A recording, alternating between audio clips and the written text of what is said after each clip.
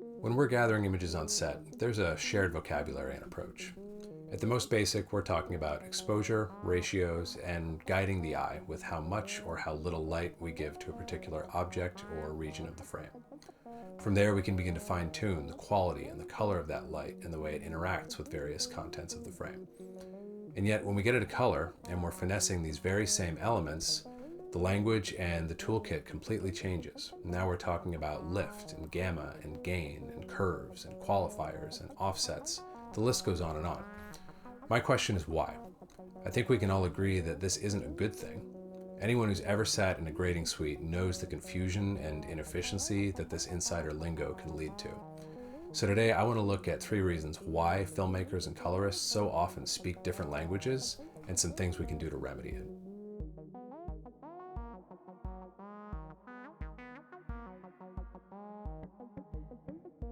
First reason we tend to use different language when we're grading than we did on set, we confuse the 2 fundamental elements of grading: creative manipulation and display management. We're going to talk about both of those things.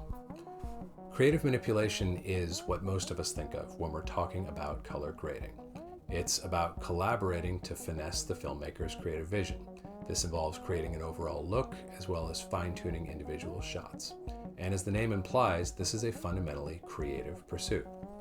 Display management is a different animal entirely. Display management is about the trip from the light and color that the camera saw to the light and color that a display can reproduce. Since even the best displays can only reproduce a fraction of the color that a professional camera can capture, we employ a process called mapping to take us from what the camera saw to what the display can show. Now, unlike creative manipulation, this is a fundamentally technical process. So where does the problem arise? The problem arises when a colorist believes it's their job to be a hero and guide something like Arilog C source material into their display space by hand. The problem is that colorists don't have the information, the tools, or the expertise to do a very good job of this, and it ends up becoming a blind alley of subjective compensations that are more focused on the display than they are on the image. Some of the signature problems that are going to recur again and again with this approach include clipping, either in shadows, highlights, or individual colors, as well as poor color reproduction, like skin looking too red or too yellow. Now, instead of focusing on creative opportunities, we're chasing problems, and our vocabulary simply shifts accordingly. So this is a scenario where the shift in language is actually a clue that we're applying the wrong tools to the wrong task.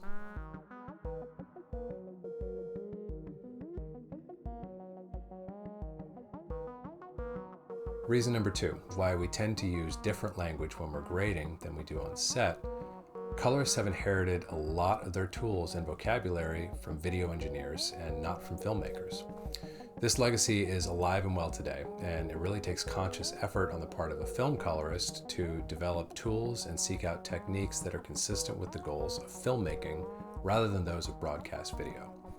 Colorists who don't do this simply accept the tools that they're given at face value, and what's worse, they expect their collaborators to do the same.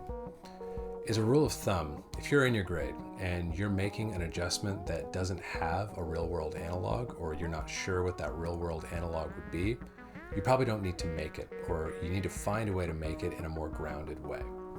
For example, if you approach your gaffer and ask him to lower the midtones, what do you think he's going to say? He's not going to know what you're talking about because that phrase has no meaning in the real world.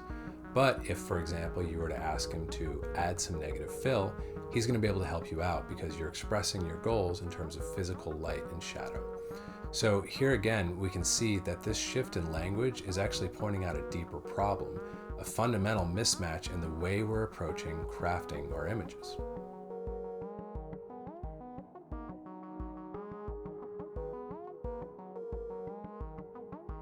Third reason why we tend to use different language when we're grading than we do on set, we think we're supposed to get granular.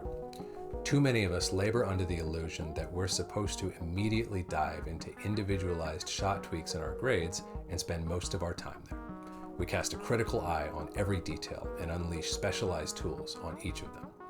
As with our prior points, this shift in focus is what leads to the shift in language. The remedy is to shift focus back to the piece as a whole and on the broad, consistent adjustments that are going to unify it. Consider for a moment that for the first century or so of filmmaking, the only post-production image manipulation tools we had available to us were the addition or subtraction of red, green, and blue. In fact, there are some filmmakers, Christopher Nolan among them, who still choose to confine themselves to these tools, obviously with great results. So while modern grading software has tons of tools to offer for getting granular as needed, it's important to always seek the broadest possible adjustment in any scenario. If you feel the dialogue of your grade shifting toward tweaky lingo, it may be a sign that you're losing the forest for the trees. I hope I've left you with some great ideas on how to approach grading, whether you're a director, a DP, a colorist, or a bit of all three. The more we can think of grading as a natural extension of the photographic process, the more success we're going to have in our collaborations and the better our results are going to be.